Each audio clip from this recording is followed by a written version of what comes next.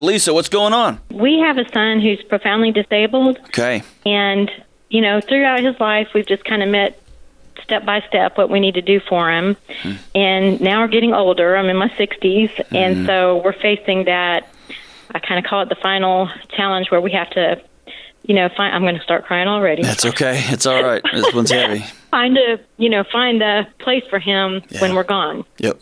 And that's my problem right now is we've gotten guardianship of him, and we've got a special needs trust for him, and we've taken care of our wills, and we even took care of our funerals and all those things. And so now this is like, okay, now we need to start finding a place, first of all, that will accept him. He's profound, so there's not a lot of choices.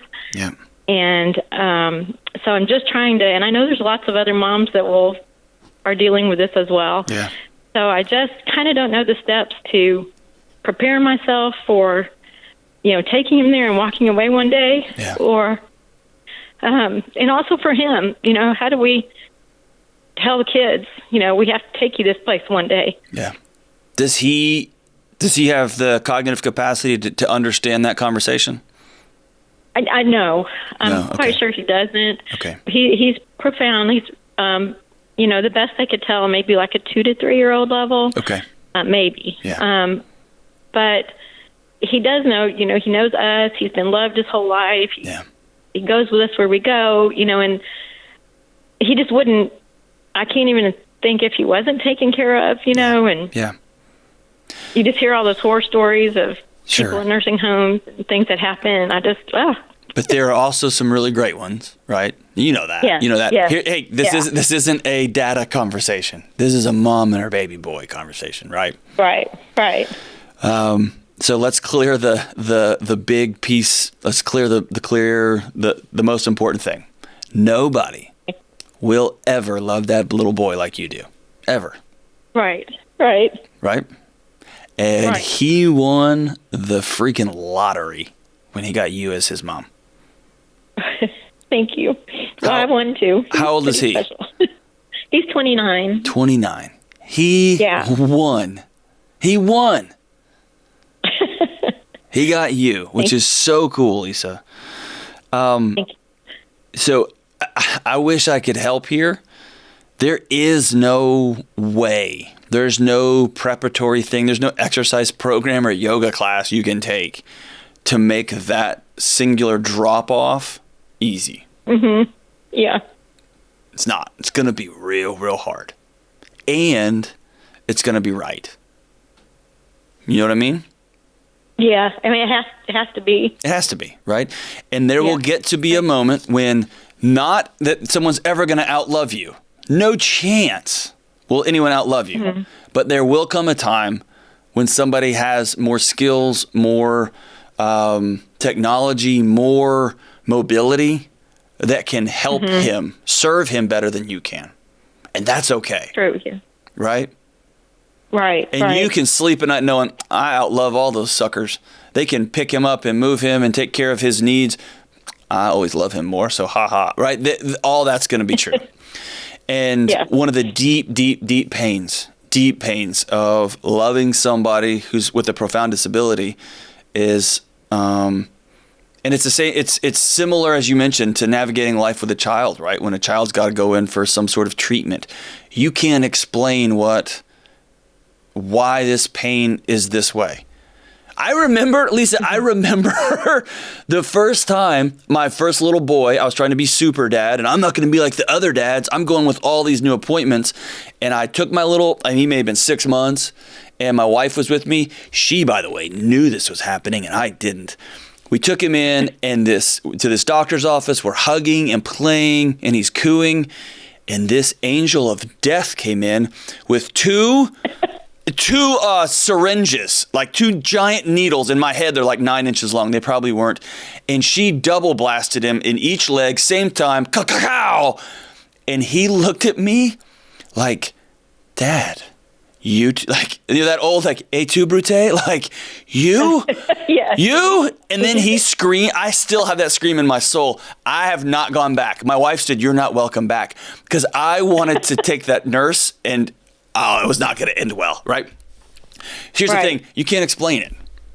It's the thing that has to happen, and it's hard because love sucks sometimes, right? Right. The price of love is that pain. And what you're going to have to constantly pull yourself back to is the same thing you've had to do your whole life, right? Have you struggled with bouts of guilt throughout your life? No, I really haven't. Good for you, dude. You're already a gangster, Lisa. That's awesome. Man, one of the most common things when I talk to parents of special needs kids is that guilt. Like somehow, this is on me, right? Good for you. That's awesome. Yeah. So here's what you need to do. You need to prep for this moment. How soon is it? How soon are you thinking about a home? So I just, I think it was, 2 weeks ago, we just went ahead and got our funerals all planned and, paid for and taken care of. And I started thinking, I really need to start getting him, start thinking of that because I know there's waiting lists and especially for the good places. And so I need to start making those phone calls. And I picked up the phone to call a place his caseworker had said would be a good nursing home. And I just started crying. I had to hang up. I said, I'll call you back. Hey, and you know what? That happens. That happens all the time. Yeah, it does. I want you and your husband to read a book together called Finding Meaning by David Kessler. And we'll link to it in the show notes here. It's a book on grief, but more importantly, it's a book on what happens on the other side of grief. And David Kessler is the guru when it comes to grieving, and the book, not to spoiler alert here, but he's been the guy who's called into to hard situations forever. That's just been his thing. He's the guy. He was studied under Elizabeth Kubler-Ross. He's the guy. And then he lost his 20-something-year-old son.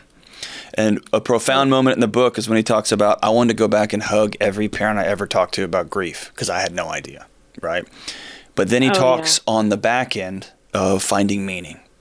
So what are some things when you can't lift your son anymore, when you can't get him up the ramp anymore, when you can't feed him in the way that he needs to be taken care of anymore, and you've got to surrender that service part, not the love, but surrender that service part to somebody else? Where will you then find meaning? How extraordinary would it be if you opened up a free service, because it sounds like you guys have taken care of your finances in a way that is really going to honor your son, honor your last years.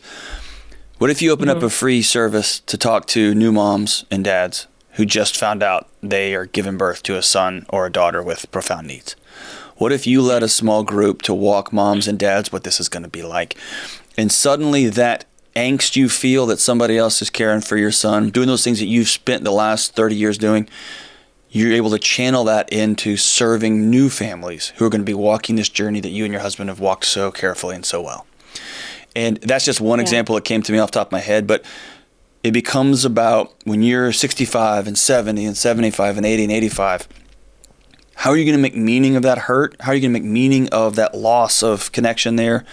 And how are you going to continue to honor your son and love your son in just a new and unique way, right?